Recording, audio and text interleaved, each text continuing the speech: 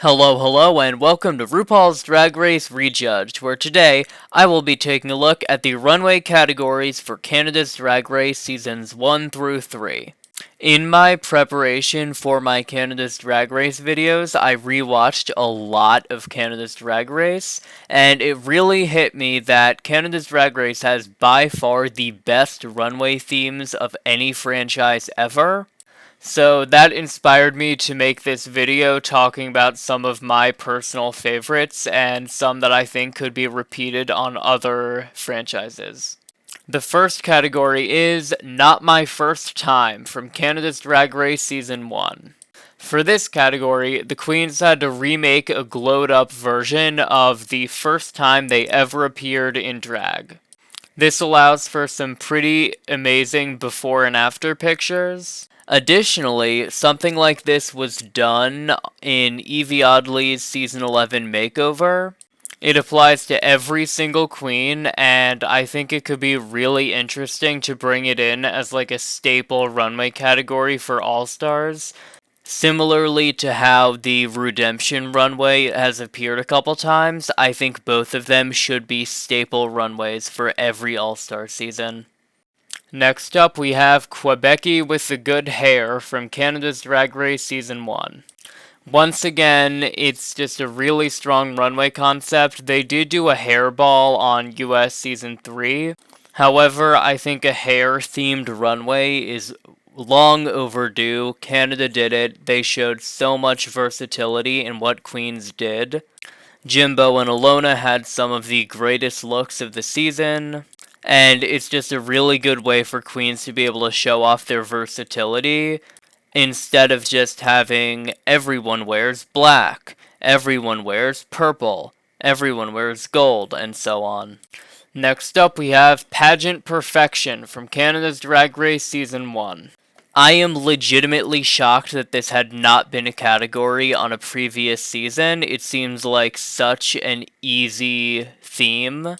However, there's so many different directions you can go. I'm surprised it wasn't done in like season 7 or 8 when they had so many major pageant queens like Naysha Lopez and Kennedy Davenport. However, I think Priyanka, Rita, Scarlett, and pretty much everyone was able to bring something interesting to the table, and I think that would carry over to any other franchise. Category is Circus Berserkus from Canada's Drag Race Season 2. There are so many different directions you can go with this, and I loved every single one of them when they did it on Canada Season 2. We had Eve being swallowed by a lion. We had multiple people do circus tents. I want to say it was Kimura Amor who did like a popcorn zombie thing.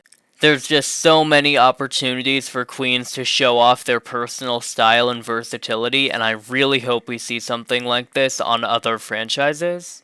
Category is Dungeons and Drag Queens from Canada's Drag Race Season 2. This is the greatest runway category of all time. There is no comparison. Literally, any direction you go in will work as long as the look is good. The only limit is your imagination. This was just such an incredible runway category. Everyone killed it, every single person. And I think it would be a huge shame if this never comes back. Especially considering how successful the Dimension 20 Dungeons and Drag Queen series was. I really hope we get to see this down the line. Category is Goddesses of the Ancient World. It's just incredible. I don't think it could ever be replicated at this quality again. So on that note, I hope it doesn't come back. However, it was so incredible and such a joy to get to witness that I kinda do hope they bring it back. So many queens were able to show their cultures, their drag aesthetics. It was just so great. And I'm still really torn as to whether I'd want to see this done again. Category is Paint. Once again, there's a virtually infinite number of directions that you could go with for this runway. You can tell a lot about a queen's personality, imagination, and personal taste. Everyone on the season was able to at least highlight their personal taste, even if their runways weren't the strongest. And I think Giselle's runway was one of the best looks we've ever seen. This is definitely one that I want to see more queens get a shot at, because I think a lot of people could do something really interesting. We got a taste of that with the work of art category on UK versus the world, but I want to see it a third time. Finally, category is Mask for Mascara. This is another really outside of the box runway category. So many people were able to bring something new to the stage. Not only was everyone able to bring something to the table in terms of their drag aesthetic, but they were also, in most cases, able to reference another incredible artist, like with Giselle and Fiercelicious. So this is another runway that I really want to see back. That said, this doesn't really seem like the kind of thing RuPaul would be interested in, so if we're gonna see it again, it would probably be somewhere like Spain or France.